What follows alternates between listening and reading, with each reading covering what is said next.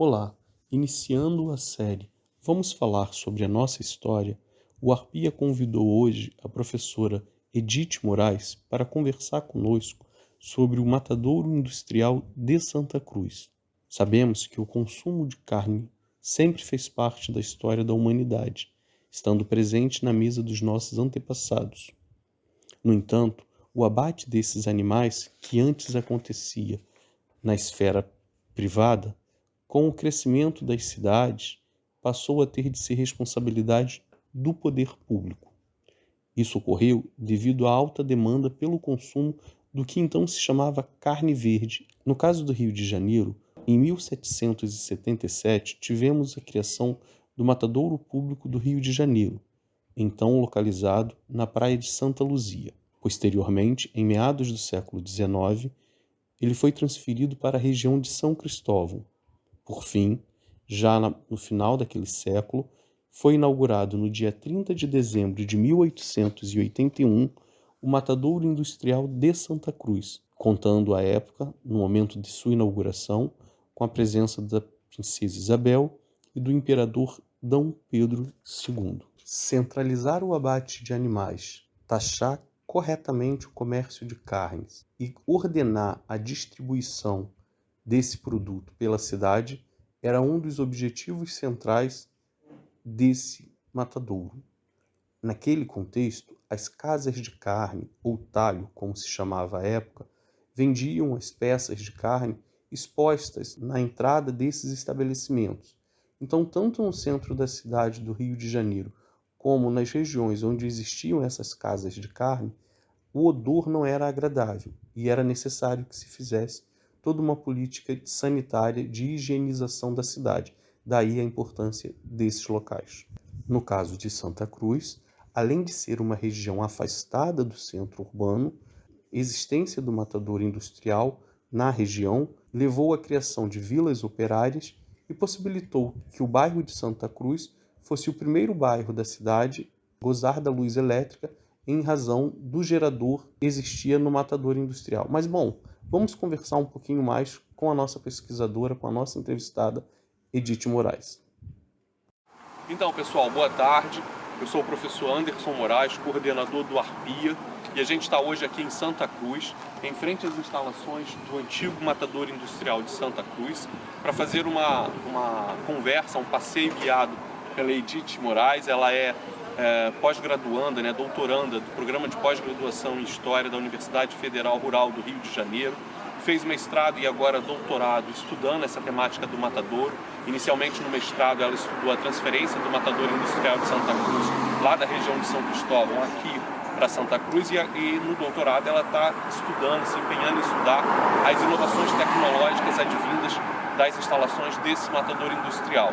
Edith, muito obrigado por você estar aqui conosco. Eu esqueci de mencionar, a Edith criou e coordena o IMAS, que a gente vai falar um pouquinho mais sobre o IMAS daqui a pouco. Vocês vão saber que é um projeto de uma organização para cuidar desse patrimônio cultural da região. Obrigado pela sua presença. E inicialmente, a dúvida que eu tenho é como era essa região antes do matadouro?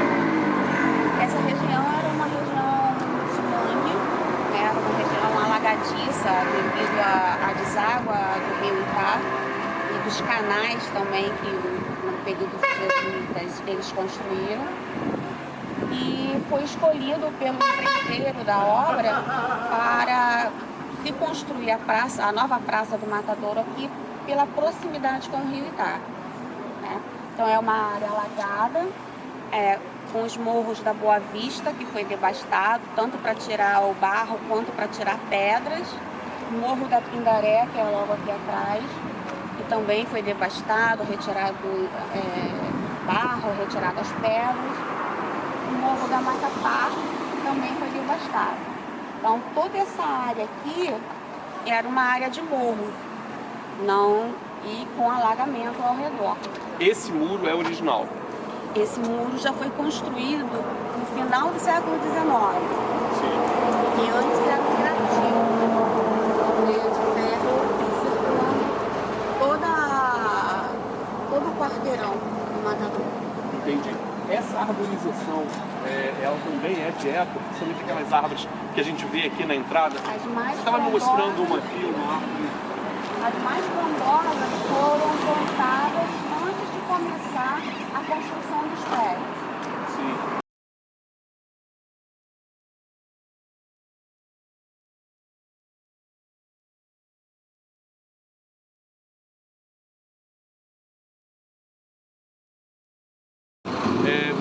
Você estudou essa parte de transposição de São Cristóvão para cá.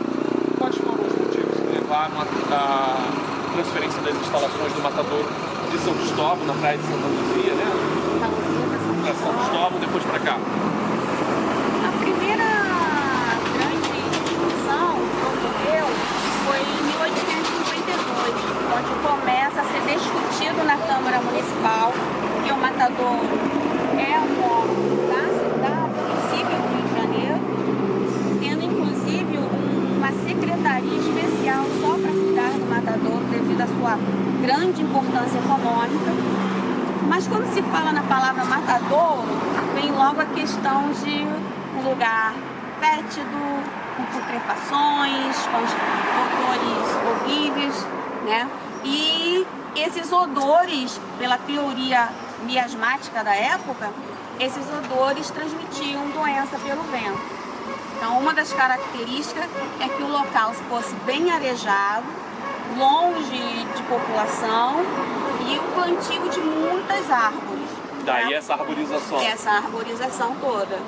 Então, as árvores foram plantadas, assim como o jardim também começa a ser plantado antes da construção dos prédios. Entendi. Qual era exatamente a extensão desse matadouro aqui? Porque hoje em dia ele se reduz, né, a essa parte do muro, mas qual era a área que ele pegava? Ele pegava toda a área. Até as lojas, tem uma ali de 1889, tem outra lá sem data que também deve ser da época.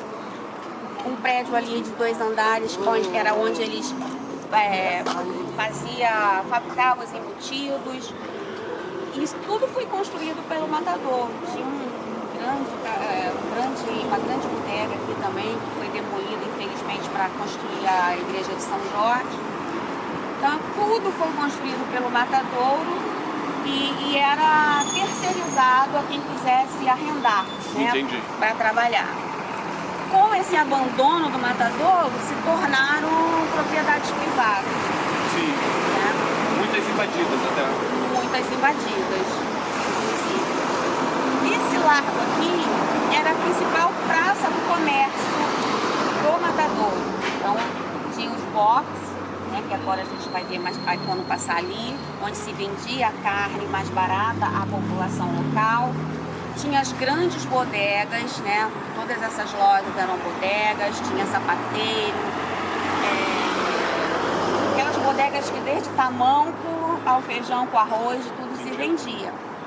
Então, quando se construiu no final do século XIX esta grande bodega aqui, que ela pega de um lado a outro, né, na esquina do Morro da Boa Vista. Essa aqui no caso? Daqui da frente? Essa daqui. Era a maior bodega.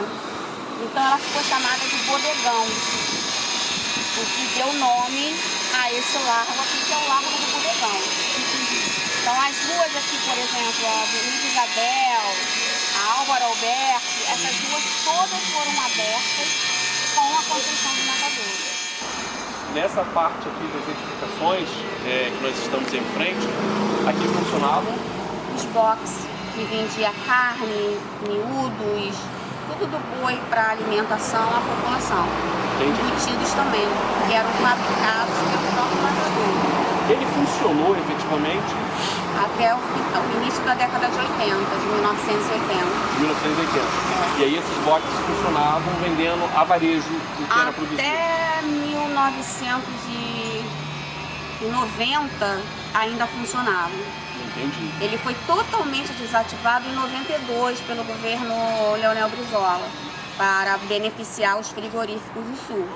Então, porque o matadouro não abastecia só o município do Rio de Janeiro, como abastecia também Itaguaí, Seropédica, Nova Iguaçu. Você vai passar a ter transporte regular de vapores, que leva a carne para Angra, Paraty, Mangaratiba, a ferrovia, que veio a Santa Cruz por causa do matadouro, as linhas de bonde de Itaguaí para cá. Então era um movimento diário de mais de 2.000 pessoas nesse largo. Qual foi o impacto para a região de Santa Cruz da chegada do matador industrial? O impacto foi assim muito grande, porque a população, você pegando o censo de 1862 a 1890, a população vai subir 5 vezes mais, né? Porque só existia aqui alguns sítios bem longe um do outro, que era até engenhos de cana-de-açúcar que funcionava. Tinha um na Avenida Areia Branca, tinha um na Piaí, e aquela comunidade ao redor do Palácio Imperial de Veraneio. Tinha um paço aqui também, o imperador despachava daqui. Então você só tem aquela comunidade ao redor do palácio, que hoje abriga um batalhão do exército, né? E com o matadouro e esse deslocamento populacional, a região vai ter um impacto total, né? De comércio, de trabalhadores liberais que vão vir para cá, os imigrantes. Eu acredito que com a chegada você abre uma quantidade considerável de postos de trabalho. Sim. Mas esses postos de trabalho, em seus estudos, eles vão ser ocupados por pessoas que vieram também do matadouro que funcionava lá em São Cristóvão, ou ele abre possibilidade para os moradores da região de serem empregados e, enfim, contribui para o desenvolvimento também da região? Olha, a fazenda já tinha nesse período escravos alforriados, né? Começa a construção aqui em 1874, bem antes, um pouco antes, né, da Lei Áurea, e já tinham os escravos alforriados que, dentre eles, tinham as famosas riunas, que era um grupo de mulheres para trabalho braçal. Então era ela quem fazia as limpezas do canais, né, das valas e tudo mais. Esse grupo, inclusive, trabalhou na construção do matadouro, mas vieram bastante operários para a obra fora do Rio de Janeiro, vieram brancos pobres, negros alforriados, vieram gente do Uruguai, do Paraguai, da Argentina trabalhar na obra também. O que sabemos mais sobre as riunas? Riunas eram essas mulheres ex-escravas que tinham força como se fosse homem, né? E que se sujeitavam ao trabalho sujo que ninguém queria fazer, que era a limpeza das valas e dos canais, para não ter aquele assoreamento que hoje sobrecarrega a Zona Oeste, né? Santa Cruz tem a mesma estrutura do período jesuítico, né? Um só hospital, as mesmas valas e canais abertos continuam os mesmos, né? Só aumentou significativamente a população. Entendi. Porque desde o matadouro, o Santa Cruz passa a ser objeto de tudo que eles não querem no Rio, jogam para cá, né? Do Rio para Santa Cruz. Nessa mesma época, a gente tem registros, principalmente de pranchas, em que marcam, por exemplo, os escravos que transportavam fezes ou que transportavam água. E eles se chamavam libambos, nos casos dos que transportavam água, e tigrados, os que transportavam fezes, lá resíduos das residências. E faziam um serviço similar ao que você definiu no caso das riunas, né, que eu não conhecia, para mim é uma novidade. Você tem estudos sobre especificamente esse grupo aqui na região? Você conhece? Tem vários estudos, tem pesquisa. Inclusive aquele livro da Lilian, Nas Barbas do Imperador, eles falam bastante sobre os escravos, as funções, porque os jesuítas, eles davam profissão para esses escravos. Então tinha boticários, tinha arquitetos, que na época eram os pedreiros, né, os mestres de obras, você tinha enfermeiros, cerâmica que eles produziam aqui, produzia já a questão do couro, inclusive na missão francesa, logo no início do século XIX, que veio para o Brasil, vem até a fazenda para ensinar novos cortes de couro, como fazer novos moldes de chapéu, de cinto, de botas, com desenhos e tudo mais. Então essa missão francesa também vem para Santa Cruz para isso. Então a chegada do matador industrial em Santa Cruz, ela contou com o apoio da família real? Totalmente, totalmente. Porque põe em discussão, por mais de 20 anos na Câmara dos Vereadores, essa transferência para cá. Por quê? O poder político dos vereadores, junto com os comerciantes de carne, os marchantes, era tão grande que o Matadouro de São Cristóvão era um prédio privado, construído pelos marchantes, alugados à prefeitura, né, ao município, e para eles utilizarem para matar os seus gados. Então eles tinham um lucro exorbitante. Então a discussão durou tanto tempo devido que, ora, entrava um grupo de vereadores médicos que queriam essa remoção por questões de saúde, de sanitárias, e ora entrava advogados ou engenheiros, né, que apoiavam a causa dos marchantes de não transferir ele para cá. Então também era uma tentativa de retirada do poder do matadouro das mãos dos marchantes para que a prefeitura tivesse, né, o município do Rio tivesse esse poder dentro do matadouro, que foi perpetuado por famílias, né, gerações e gerações de famílias que viviam do comércio da carne verde. Ele é inaugurado com a presença de Pedro II, não é isso? E da Princesa Isabel. E a Princesa Isabel também. Em 31 de dezembro de 1881. Foi inaugurado, mas as obras não haviam sido acabadas ainda. E a obra começa em 1874, só que durante 4 anos, até 1878, o engenheiro responsável pela empreiteira, ele usou toda a verba destinada à construção do matadouro, à construção da linha férrea, e não construiu os prédios. Entendi. Vamos conhecer um pouquinho agora do redor aqui. Toda essa área aqui, toda essa extensão aqui, pertencia ao matadouro?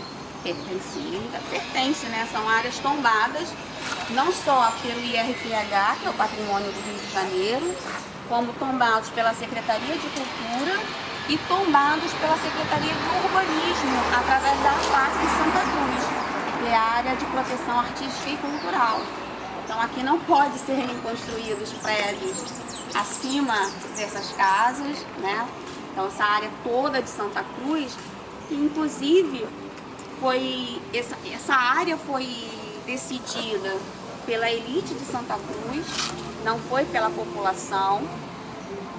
Beneficiou alguns, retirou alguns prédios. Tombada, que você diz. Retiraram alguns prédios, como a casa do General Olímpio, um dos primeiros comandantes do batalhão de exército, que não incluiu por acordos políticos entre eles, e sem a consulta dos moradores, porque deliberaram casas, casarões, né, comércios dentro dessa área de proteção, mas sem comunicar os proprietários. Então, os que tiveram condições financeiras e políticas retiraram o seu imóvel como patrimônio. Então, quer dizer, é um tombamento que não teve como critérios históricos de memória, mas sim que passou pelo crivo da política, do poder local. Agora, deixa eu te perguntar uma coisa. O tombamento beneficiou a preservação? Olha, não beneficiou, porque se tombou, mas nenhuma medida foi tomada para essa proteção. Por isso que 26 anos depois, a gente tem esse todo abandono, essa favelização do quarteirão, e do entorno, a invasão dos prédios construídos, puxadinhos e tudo mais. Mas assim, eu fico pensando nisso, e eu fiz essa pergunta porque a gente chegou na entrada da antiga instalação do matadouro e tem uma guarita sendo construída ali. E a gente sabe que um patrimônio que é tombado não pode ter construções assim à vontade do seu administrador, né? Então, assim, se a própria instituição que está hospedada no âmbito das instalações, que tem um colégio ali, não preserva essa memória... Olha, eles não preservam a memória, assim como não conservam o prédio. não conservam, porque existia nessas casas, que eu mostrei, que ainda são do século XIX, oficinas para o reparo dos prédios e das casas, do telhado. Então você tinha material de marcenaria, de alvenaria, todas essas oficinas para continuar a preservação do prédio. E isso a gente nem sabe onde foi parar essas ferramentas. Só o gerador que eles colocaram ali e pintaram sem o menor cuidado, né? Até um projeto do SMASC junto com o Clube de Engenharia de reformar o gerador, colocá-lo para funcionar e ter a sua devida atenção. E a gente não sabe o que foi. Não somente essa guarita, como demoliram a rampa e não conservam. A Faetec é só fachada. Só que desde que a Faetec ocupou, ela só se limita à fachada. Os fundos da Faetec é totalmente aberto e vulnerável a qualquer ataque. Absurdo.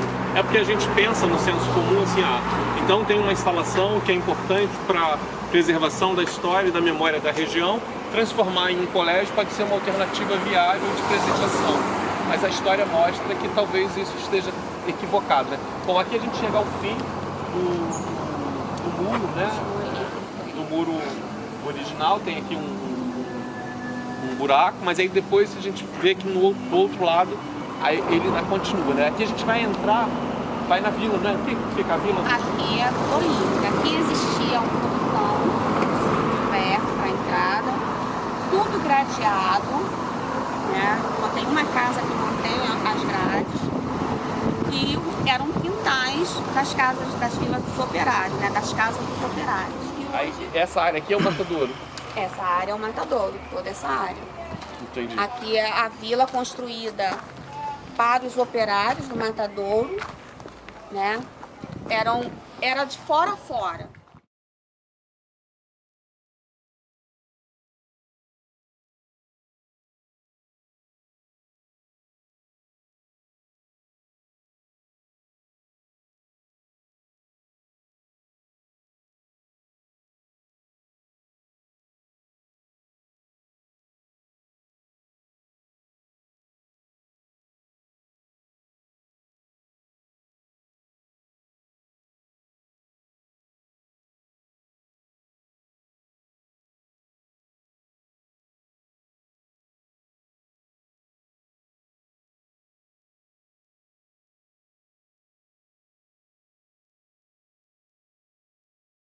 Então esse é o visual que a gente tem aqui de cima, né? De cima do Morro da Boa Vista. Essa área que era toda ocupada pelo Matadouro Industrial de Santa Cruz. Vamos dar um pulinho lá agora no Palácio Administrativo, que as pessoas conhecem como Palácio da Princesa Isabel, mas que era a sede administrativa do Matadouro. Aqui a gente agora está em frente ao Palacete Princesa Isabel, né? Como é conhecido aqui na região. Conhecido. Mas na verdade o que funciona aqui, o que funcionou aqui? Aqui era a sede administrativa do Matadouro. É o primeiro prédio a ser construído para poder a implementação dos jardins, né, a plantação das palmeiras imperiais, pelo mesmo arquiteto do Jardim Botânico. E aqui também era a residência do diretor do Matadouro, né, dos cargos principais do administrativo, mais dos médicos e veterinários. Entendi. Tinha os médicos sanitaristas e tinha os veterinários que eram o diretor, ele era nomeado diretamente pela Câmara Municipal. E aí, para ser diretor do Matadouro, quais eram os requisitos? Era política ou tinha que ter uma formação específica? Olha, era só questão política. O primeiro diretor foi o Ferreira Nobre, o vereador Ferreira Nobre. Ele que vai se empenhar desde 1878 para que o Matadouro realmente fosse construído e inaugurado. Sim. E ele quem vai colocar, fazer a grade de cargos, né, administrativos. Sim. Que ele vai copiar do Matadouro de Lisboa, que ele também já havia sido diretor do Matadouro de Lisboa. Ele traz o know-how, então, que ele tinha lá de Lisboa para a implementação desse matador industrial. Isso. Você tem noção, em termos de ganho, na época, esse era um cargo de valor na sociedade, o curso que ele oferia? Olha, de grande, muito status, de grande influência política e de grande poder econômico. Que era ele quem gerenciava todas as casas de abate, todas as oficinas de beneficiamento e criava impostos, porque era o matadouro público era uma secretaria exclusiva só dele, né? Então ele tinha tinha o cargo de secretário e ainda tinha o cargo de diretor do matadouro. Entendi. Então era uma coisa de muito prestígio.